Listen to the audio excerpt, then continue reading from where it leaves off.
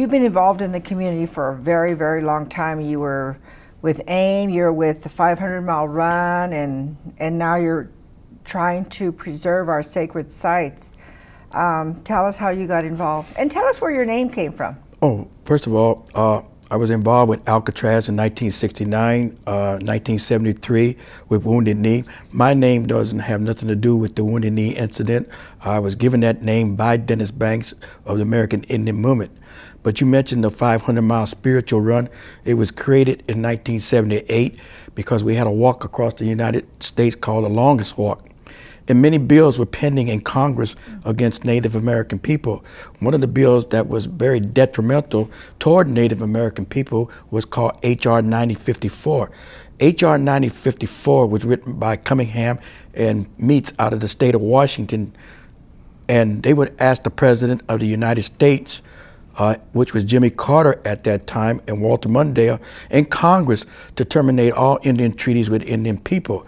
And there was other bills that were pending in Congress. There was the fishing rights, hunting rights, water rights, educational rights, and health issue rights for Native American people.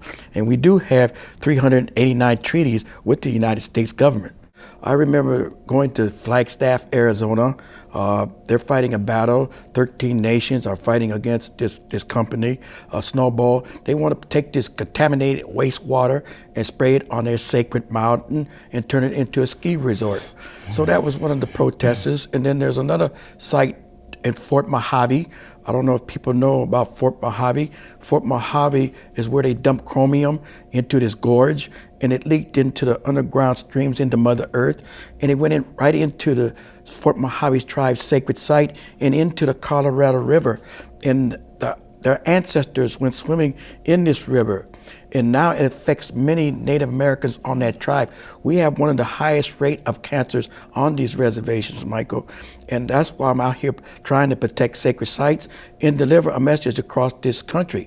There's also other sacred sites, for example, what David just spoke about, the Pit River Nation. They're fighting against Calpine because Calpine is putting toxic chemicals into Medicine Lake, or the Pit River Nation. And that's where the crater went 10,000 years ago. And this is what the Native American people believe at Pit River. And that site is endangered. And there's another site called Rattlesnake Island in Mount Kanatai in Clear Lake, where this guy named John Nitty, if you ever heard about the Emeryville Shell Mound, he's the billionaire that desecrated that site. And they have 13,000 remains at UC Berkeley, locked up in gym lockers and cardboard boxes, including our sacred objects and our spiritual things that we need for our ceremony as Indian people, to take care of these sacred sites as indigenous people of this country. Because our ancestors took care of us when the military came and attacked our villages. Our warriors stood up in front, our ancestors. And now it's time for us as the future generations to take that stand and our responsibility to protect these sacred sites and burial grounds of our ancestors. The one that's most detrimental now is in Glen Cove. Glen Cove is located in Vallejo, California. This site is 3,500 years old, dating back to 1500 BC. Many of these tribes came through that area on their Thule canoes and their canoes, like the Bay Miwoks, Coastal Miwoks, Wapos, Ohlone, Patwin, Wintu, Yokuts. And they did their ceremony there. They traded there. They buried their ancestors there. They did their vision quest there. They prayed there. And they married amongst themselves and also buried their ancestors there at that sacred site. And it's at a crucial time right now as Indian people. We are reaching across this country. It's at a critical moment to desecrate this site. And we're reaching out to the non-Native American that is helping us to protect these sacred sites and burial grounds of our ancestors. David, you had to say something. Yeah, talking about the sacred sites, he's talking about Vallejo and all the way on the other side of the bay. But we had here from 2005 to 2008 the Peace Walk to Save the Sacred Sites here in the Bay Area, and there was 270 miles walk within 2 weeks, and it started from in Vallejo and it went all the way through Newark, Coyote Hills, through Fremont, Ohlone College, and by there out there where they have the burial sites on Alviso. That's a sacred site out there. We went out through here in San Jose, to the sacred sites just down the street from this studio. And they're right here in this area. They're all over California, and people don't realize that some of their homes are built on sacred sites. You know, and it was really a good thing that they had the walks out here, and it brought attention. But, you know, the people do have to become more aware of, and I know that in those years that it did bring out a big awareness of the sacred sites in these areas. And I never knew that they were there, but they are right here where everybody shops, Right. and go to school and go to pray. In fact, tell us where some of the sites are, Wounded. Well, there's some of the sites that, like I said, I mentioned Fort Mojave in Arizona, Flagstaff is in Arizona, and Emeryville was one of the sacred sites. They just desecrated and built that mall. Bloody Island is happened in 1850, where they came in and massacred Native American people, the Pomo tribe. And this little girl, she was only 2 years old, I believe, and they used to play hide and go seek. And she way she survived when they came to kill the Indian people, she took like a 2-leaf and went under the water and was breathing. That's how she was saved. This is Clayton Duncan's great-great-grandmother, and he's battling up there to protect Bloody Island. You got the Winneman Wintu that is up at McCloud River. This is very important for people to listen to this. The billionaires are buying up McCloud River to get the water. The water is very important to everybody. Without water, nobody survives on Mother Earth. So they're buying up the water, and so they could sell a bottle of water for $10 a gallon. I mean, we can't drink oil or eat oil because they're taking the oil out of Mother Earth.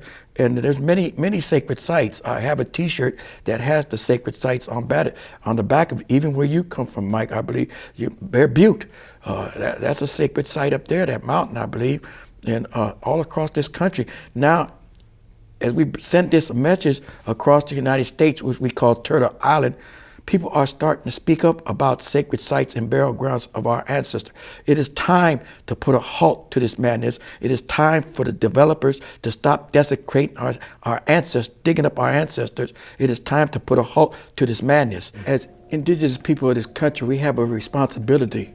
We, as indigenous people, would never go over to their sacred cemeteries and dig up their ancestors.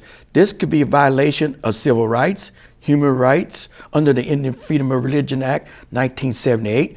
This could be a hate crime under H.R. 1913, or it could be a violent act. We're talking about violence here. They're doing a violent act by destroying a sacred burial ground of our ancestors. And we do need the support from people in the community and non-Native American people. That's why I'm here speaking tonight. What are they building there? Oh, that's a very good question. They want to build a parking lot on top of our ancestors. They want to put a toilet on top of our ancestors. They want to build 3 trails through the sacred site. And we've been protecting this site for 12 years. And we reach out to the community. We reach out to the religious community. Mm-hmm. Because if they really believe in the Creator or God, they should come out and help us, because this is a sacred site of our ancestors. And I'm glad you asked that question, because in Vacaville, along Interstate 80, they found another sacred site of the Patwin people. And these church people want to build a church on top of this sacred site. And the name of the church is New Life Church. What would Jesus say to you as a Christian? I have nothing against Christians.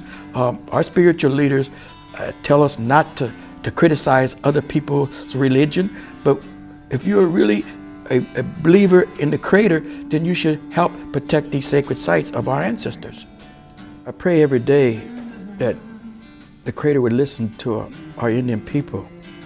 But there's a lot of Native American people, I have to be very honest here, don't want to get involved because some of them are saying, it's not their territory. It's not their territory to get involved with this sacred site at Glen Cove. But as indigenous people of this country, this has always been our land. There was no such thing as territory boundaries. Only territory boundaries for Indian people were the ocean, the hills, and the mountains. Mm-hmm. So I urge the Indian people to get involved with sacred sites and burial grounds of our ancestors. There will be no more sacred sites of our ancestors if they continue to desecrate these sacred sites. Especially Glen Cove right now, I want to thank you for allowing me to speak here. We save Mother Earth. We talk about Mother Earth. We need to save Mother Earth. Mother Earth is off balance because of these people desecrating these sacred sites. And as Indian people across this country, we have a responsibility to the Creator and to our ancestors to speak up about these sacred sites and burial grounds of our ancestors. We have that spirit. We have that spirit of our ancestors, what they gave us as indigenous people of this country. And we need to keep that spirit going. If we lose that spirit, we lose our ancestors, we lose our sacred sites, and we lose our sacred places where our people go pray. I go down to that site and I offer a prayer because the medicine man asked me to do that and the spiritual leaders. Thank you so much for the work you've done, and thank you for being here, Cipactzin, and for all the work you do in the community, both of you. And we hope that you at home, we're going to be listing some addresses at the end of the show now. Please send letters. We need your help. Thank you for being with us. We'll see you again next week. Good night. Good night. Good night. Came to take it away.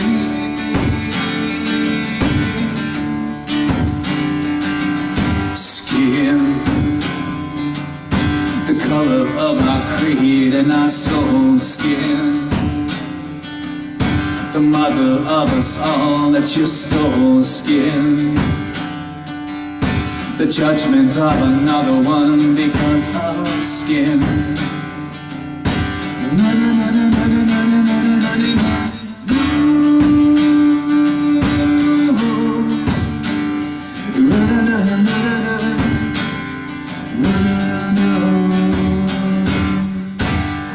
All this hurt and love and war when you are the one who's keeping score.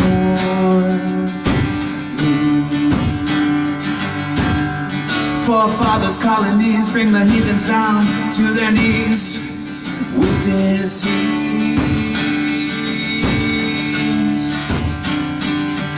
Skin, the color of our creed and our soul. Skin, the mother of us all that you stole. Skin, the judgment of another one because of skin.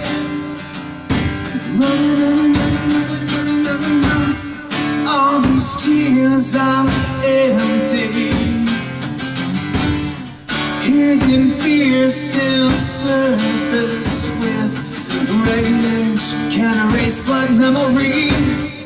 It affects how we hear and see, and how we process this reality.